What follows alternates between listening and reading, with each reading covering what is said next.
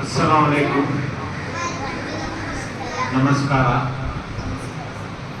ಇಲ್ಲಿ ಇವತ್ತು ಬಹಳಷ್ಟು ಸಮಯ ನೀವು ಎಲ್ಲರ ಭಾಷಣ, ಎಲ್ಲರ ವಿಚಾರ ಎಲ್ಲವನ್ನು ಕೇಳಿದ್ದೀರಾ. ನಾನು ಹೆಚ್ಚಿಗೆ ನಿಮಗೆ ಇವಾಗ ಹೇಳೋದಕ್ಕೆ ಹೋಗೋದಿಲ್ಲ. ಇವತ್ತಿನ ವಿಶೇಷ ತಮಗೆಲ್ಲರಿಗೂ ತಿಳಿದಿದೆ ಅಲ್ವಾ? ಇವತ್ತು ನಮಗೆ ಸ್ವತಂತ್ರ ಬಂದು 78 ವರ್ಷಗಳು ಪೂರೈಸಿದ್ದೀವಿ. ಇವತ್ತಿನ ಈ ಸುದಿನ, ಈ ಒಂದು ಸಂತೋಷದ ದಿನದಂದು ನಿಮ್ಗೆ ಹೇಳೋದು ಒಂದು, ಇವತ್ತು ನೀವು ವಿದ್ಯಾರ್ಥಿ ದೆಸೆಯಲ್ಲಿದ್ದೀರಾ, ಕಲಿತಾ ಇದ್ದೀರಾ.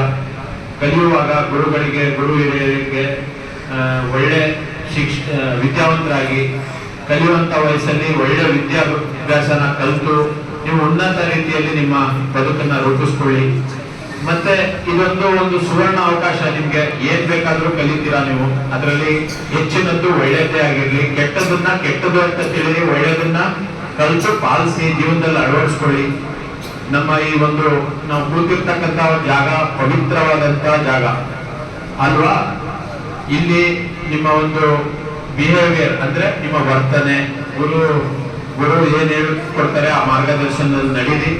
ಮತ್ತೆ ಇವತ್ತು ನಾವೆಲ್ಲರೂ ವಿದ್ಯಾವಂತರಾಗಕ್ಕೆ ಮೊದಲು ಉಳ್ಳವರು, ಯಾರು ಶ್ರೀಮಂತರಿದ್ರು, ಯಾರಿಗೆ ವಿದ್ಯೆ ಕೈಗೆಟುತ್ತಾ ಇದ್ರು ಅವ್ರು ಕಲಿತಾ ಇದ್ರು. ಇವತ್ತೆಲ್ಲರೂ ನಾವೆಲ್ಲ ವಿದ್ಯಾಭ್ಯಾಸ ಮಾಡ್ತಾ ಇದೀವಿ, ಸಮಾನವಾದಂತ ಅವಕಾಶದಲ್ಲಿದ್ದೀವಿ. ಅಂದ್ರೆ ಅದಕ್ಕೆಲ್ಲ ಈ ಒಂದು ಭಾರತದ ಸಂವಿಧಾನ, ಅದಕ್ಕೆ ಬೆಲೆ ಕೊಡಿ.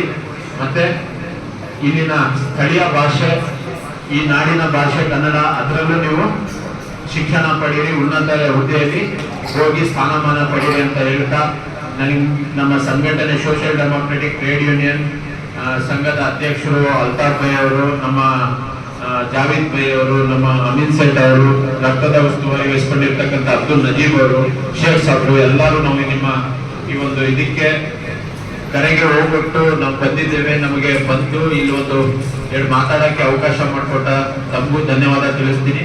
ಎಲ್ಲರಿಗೂ ಸ್ವಾತಂತ್ರ್ಯ ದಿನಾಚರಣೆಯ ಆರ್ಥಿಕ ಶುಭಾಶಯಗಳು. ಒಳ್ಳೆಯದಾಗಲಿ.